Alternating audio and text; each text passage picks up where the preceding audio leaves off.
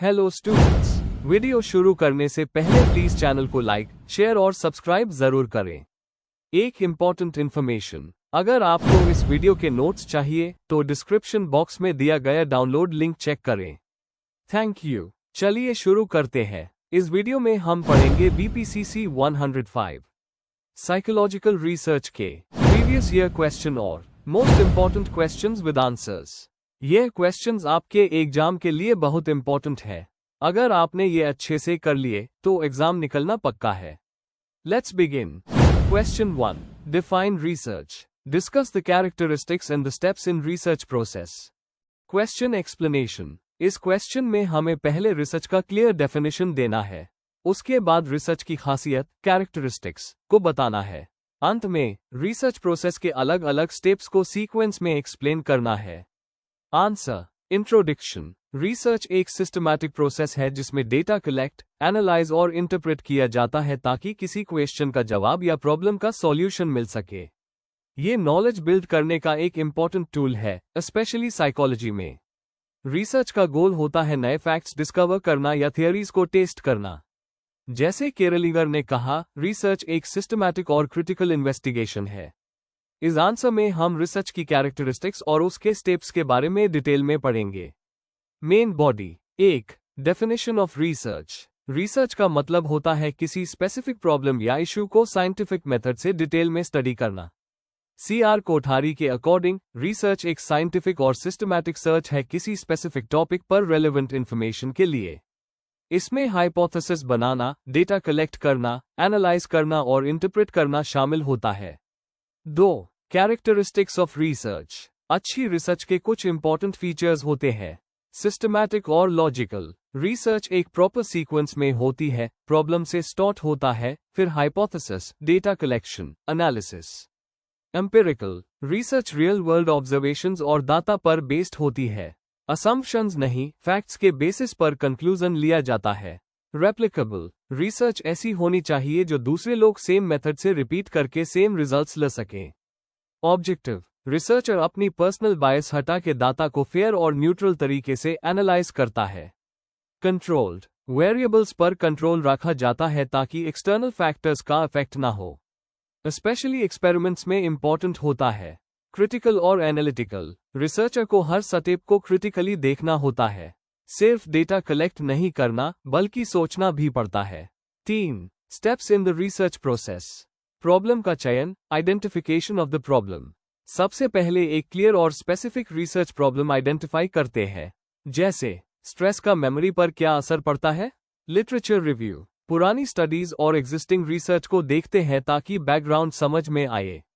इससे हाइपोथेसिस बनाने में हेल्प मिलती है। हाइपोथेसिस बनाना, एक टेस्टेबल प्रेडिक्शन बनाया जाता है, जैसे ज्यादा स्ट्रेस से मेमोरी परफॉर्मेंस कम होती है। Research design. रिसर्च का मेथड डिसाइड किया जाता है, जैसे एक्सपेरिमेंट या सर्वे। सैंपल, टूल्स और टेक्निक्स फिक्स की जाती है। Data collection. इंटरव्यूज, क्वेश्चनर्स या ऑब्जर्वेशन से डेटा कलेक्ट किया जाता है। एथिक्स का ध्यान रखा जाता है। डेटा एनालिसिस और इंटरप्रिटेशन। डाटा को स्टैटिस्टिकली एनालाइज करके हाइपोथेसिस टेस्ट किया जाता है, फिर रिजल्ट्स को समझा जाता है। रिपोर्ट और कंक्लूजन। फाइंडिंग्स को रिपोर्ट में लिखा जाता है। लिमिटेशंस और फ्यूचर सजेशंस दिए जाते हैं। Application of results. Applied research में फाइंडिंग्स को रियल लाइफ प्रॉब्लम सॉल्व करने के लिए यूज किया जाता है, जैसे स्टूडेंट्स के लिए स्ट्रेस मैनेजमेंट प्रोग्राम बनाना। कंक्लूजन। तो समरी में, रिसर्च एक साइंटिफिक मेथड है जो साइकोलॉजिकल प्रॉब्लम्स को समझने और सॉल्व करने में हेल्प करता है। इसके कैरेक्टरिस्टिक्स उसकी क्रेडिबिलिटी को इंश्योर करते हैं और प्रोसेस रिसर्च को स्ट्रक्चर्ड बनाता है। चाहे एकेडमिक हो या एप्लाइड, रिसर्च नॉलेज बिल्ड करने का स्ट्रॉन्ग बेस है। हर स्टेप को ढंग से फॉलो करना जरूरी होता है ताकि रिजल्ट्स रिलायबल हो। अगर आपको इस वीडियो के नोट्स चाहिए तो डिस्क्रिप्शन बॉक्स में दिए गए डाउनलोड लिंक को जरूर चेक करें। Thank you. चलिए अगले क्वेश्चन की तरफ बढ़ते हैं। Question 2, explain constructs and discuss the different types of constructs. Question explanation. इस क्वेश्चन में आपसे ये पूछा गया है कि आप कंस्ट्रक्ट का मतलब बताएं और फिर उसके अलग अलग टाइप्स जैसे हाइपोथेटिकल, लेटेंट और इंटरवीनिंग कॉन्स्ट्रक्ट्स को एग्जाम्पल्स के साथ एक्सप्लेन करें। आंसर को थियोरेटिकल रखना है लेकिन समझने लायक और सिंपल होना चाहिए। आंसर। इंट्रोडक्शन। साइकोलॉजी में कॉन्स्ट्रक्ट्स ऐसे एब्स्ट्रैक्ट आइडियाज होते हैं जो ह्यूमन बिहेवियर और मेंटल प्रोसेसेस को समझने के लिए बनाए जाते हैं। ये डायरेक्टली विजिबल नहीं होते, पर उन्हें अलग अलग इंडिकेटर्स के थ्रू मेजर किया जा सकता है। कॉन्स्ट्रक्ट्स रिसर्च के डिजाइन, हाइपोथेसिस बनाने और रिजल्ट को इंटरप्रेट करने में बहुत इंपॉर्टेंट होते हैं।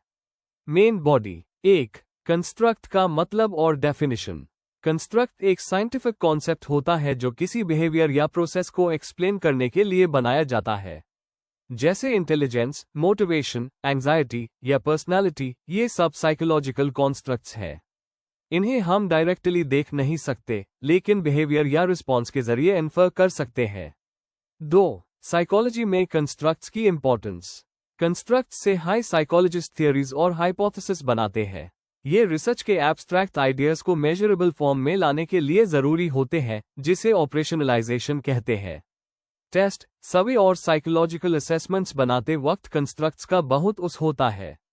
3. कंस्ट्रक्ट्स के टाइप्स। ए. Hypothetical constructs. ये वो एब्स्ट्रैक्ट आइडियाज होते हैं जो किसी बिहेवियर को एक्सप्लेन करने के लिए अस्यूम किए जाते हैं।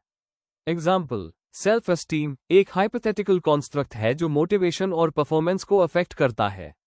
इससे हम क्वेश्चनेयर्स या बिहेवियर के एनालिसिस के जरिए मेजर करते हैं। बी. Latent constructs. ये वो चीजें होती हैं जो डायरेक्टली मेजर नहीं की जा सकती, पर इनडायरेक्टली रिस्पॉन्सेस के थ्रू समझी जा सकती है।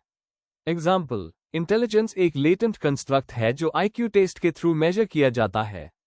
इन्हें स्टडी करने के लिए फैक्टर एनालिसिस और स्ट्रक्चरल इक्वेशन मॉडलिंग यूज होता है।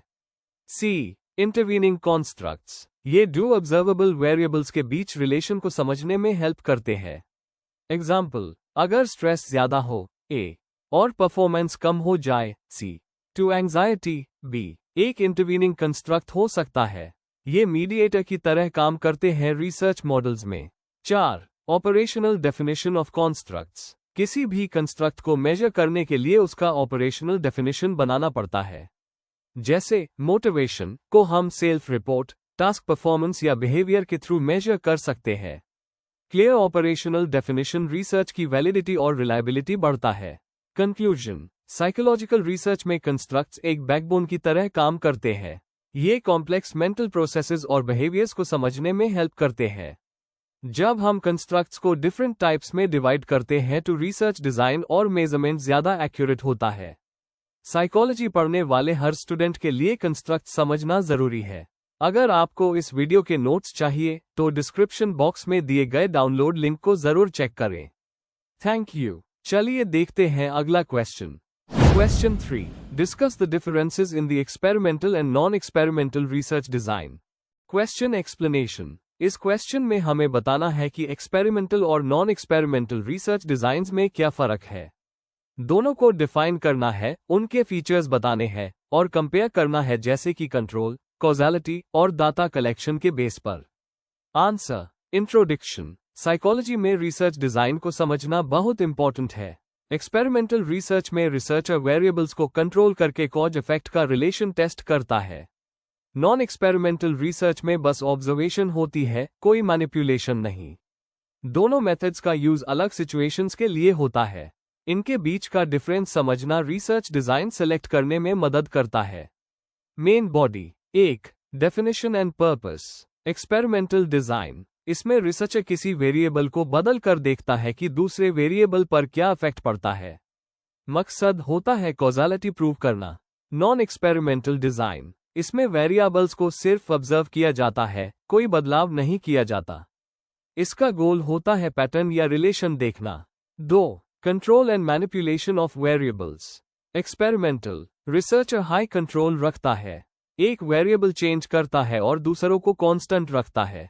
नॉन एक्सपेरिमेंटल कोई कंट्रोल या मैनिपुलेशन नहीं होती, जो भी सिचुएशन होती है वही ऑब्जर्व की जाती है। 3. Causality versus correlation. एक्सपेरिमेंटल ये कॉजालिटी प्रूव कर सकता है, जैसे अगर नींद की कमी से मेमोरी वीक होती है तो यूज एक्सपेरिमेंटली दिखाया जा सकता है। नॉन एक्सपेरिमेंटल ये सिर्फ कोरिलेशन दिखा सकता है, जैसे कम सोने वाले लोग एंग्शियस फील करते हैं, पर इसका मतलब ये नहीं कि एक दूसरे का कॉज है। 4. Examples and types. Experimental design examples. Lab experiments. Field experiments. Randomized control trials. Non-experimental design examples. Observation-based studies. Surveys or questionnaires. Case studies. Correlational research. 5. Strengths and weaknesses. Experimental design strengths. Strong internal validity. Cause-effect relation दिखाता है. Bias कम होता है. Experimental design weaknesses. Natural setting नहीं होती. Ethics issues हो सकते हैं. Real life behavior reflect नहीं करता. Non-experimental design strengths. Natural और ethical होता है. कम cost में होता है. जब manipulation possible ना हो तब useful है. Non-experimental design weaknesses. Causality prove नहीं करता. Confounding variables का risk होता है. Internal validity कम होती है. 6. When to use each design. Experimental design tab use होता है जब गोल हो cause effect समझना और कंट्रोल पॉसिबल हो. Non-experimental design tab use होता है जब ethical या practical reason से manipulation नहीं कर सकते. Conclusion. Experimental और non-experimental research design अलग अलग purpose serve करते हैं. Experimental design causality समझने के लिए बेस्ट है, जबकि non-experimental real life behavior को देखने के लिए यूजफुल होता है. रिसर्च का गोल, एथिक्स और रिसोर्सेज देखकर डिजाइन चूज करना चाहिए. अगर आपको इस वीडियो के नोट्स चाहिए तो डिस्क्रिप्शन बॉक्स में दिए गए डाउनलोड लिंक को जरूर चेक करें. Thank you. चलिए अगला क्वेश्चन देखते हैं. Question 4. Write short notes on the following in about 150 words each. A. Deductive and inductive methods. B. Types of research problem. Question explanation. इस क्वेश्चन में हमें 2 शॉर्ट नोट्स लिखने हैं. पहले पार्ट में हमें डिडक्टिव और इंडक्टिव रीजनिंग मेथड्स को समझाना है. दूसरे पार्ट में हमें रिसर्च प्रॉब्लम्स के अलग अलग टाइप्स एक्सप्लेन करने हैं जो रिसर्च के प्रोसेस में काम आते हैं. आंसर. इंट्रोडक्शन. साइकोलॉजिकल रिसर्च में रीजनिंग और रिसर्च प्रॉब्लम को समझना बहुत जरूरी होता है. डिडक्टिव और इंडक्टिव मेथड्स 2 इंपॉर्टेंट अप्रोचेज हैं जो रिसर्चर को डाटा और थियरी के बीच संबंध समझने में मदद करते हैं. इसी तरह रिसर्च प्रॉब्लम के टाइप्स को समझना भी मेथडोलॉजी डिसाइड करने के लिए जरूरी है. आइए दोनों टॉपिक्स को डिटेल में समझते हैं. A. Deductive and inductive methods. Deductive method. Deductive reasoning general से स्पेसिफिक डायरेक्शन में काम करता है. ये एक थियरी या हाइपोथेसिस से स्टार्ट होता है और डाटा के थ्रू उससे टेस्ट करता है. एग्जाम्पल. अगर थियरी कहता है कि एंजाइटी डिसऑर्डर में लोग अवॉइडेंस दिखाते हैं, तो किसी एंग्शियस पेशेंट में ये बिहेवियर होना चाहिए. ये मेथड मोस्टली एक्सपेरिमेंटल रिसर्च में उस होता है जहां थियरी को टेस्ट किया जाता है. Inductive method. Inductive reasoning specific observation से जनरल थियरी बनाता है. जब रिसर्चर डेटा ऑब्जर्व करता है और पैटर्न्स के बेसिस पर थियरी डेवलप करता है, तब ये उस होता है. जैसे अगर हम देखते हैं कि ज्यादातर डिप्रेस्ड लोगों का सेल्फ एस्टीम लो होता है, तो हम ये थियरी डेवलप कर सकते हैं कि दोनों के बीच कनेक्शन है. यह क्वालिटेटिव रिसर्च में कॉमनली यूज होता है जहां एक्सप्लोरेशन इंपॉर्टेंट होता है. की differences. Deductive method existing theory को टेस्ट करता है, इंडक्टिव नए थियरी बनाता है. डिडक्शन स्ट्रक्चर्ड होता है, induction flexible. Mixed method studies में दोनों का कॉम्बिनेशन भी होता है. B. Types of research problem. 1. Theoretical research problem. जब किसी थियरी या कॉन्सेप्ट में गैप होता है तो थियोरेटिकल प्रॉब्लम अराइज होता है. एग्जाम्पल. इमोशनल इंटेलिजेंस और लीडरशिप इफेक्टिवनेस का क्या संबंध है. 2. Applied research problem. ये रियल लाइफ प्रॉब्लम सॉल्व करने के लिए होते हैं. एग्जाम्पल. हेल्थ केयर वर्कर्स का स्ट्रेस कैसे कम किया जा सकता है. 3. Descriptive research problem. किसी ग्रुप या सिचुएशन के फीचर्स डिस्क्राइब करना इसका गोल होता है. एग्जाम्पल. कॉलेज स्टूडेंट्स के कॉमन कोपिंग मैकेनिज्म्स क्या है. 4. Relational research problem. 2 या ज्यादा वेरिएबल्स के बीच संबंध को स्टडी करता है. एग्जाम्पल. स्क्रीन टाइम और स्लीप क्वालिटी के बीच कोई रिलेशन है क्या. 5. Causal research problem. Cause effect relationship को समझने के लिए होता है. एग्जाम्पल. सीबीटी थेरेपी से एडोलेसेंट एंजाइटी कम होती है क्या. 6. Exploratory research problem. जब किसी टॉपिक पर ज्यादा नॉलेज नहीं होता, टैब एक्सप्लोर करने के लिए ये उस होता है. एग्जाम्पल. टीनेजर्स के बीच नए साइबरबुलिंग के फॉर्म्स क्या है. इंपॉर्टेंस. प्रॉब्लम का टाइप समझने से अप्रोप्रिएट रिसर्च डिजाइन चूज करना इजी हो जाता है. ये रिसर्च को फोकस्ड और मीनिंगफुल बनाता है. कंक्लूजन, डिडक्टिव और इंडक्टिव रीजनिंग दोनों ही रिसर्च के स्ट्रॉन्ग टूल्स हैं जो थिंकिंग प्रोसेस को लॉजिकल बनाते हैं। साथ ही रिसर्च प्रॉब्लम के टाइप्स को समझना भी इम्पोर्टेंट है ताकि हम अपने रिसर्च का डायरेक्शन क्लियर रख सकें। ये बेसिक अंडरस्टैंडिंग रिसर्च को एक्यूरेट और वैल्यूएबल बनाती है। Before we end, please like, share and subscribe the channel for more such study materials and one important information अगर आपको नोट्स चाहिए तो डिस्क्रिप्शन बॉक्स में डाउनलोड लिंक दिया हुआ है, जरूर चेक करें। Thank you.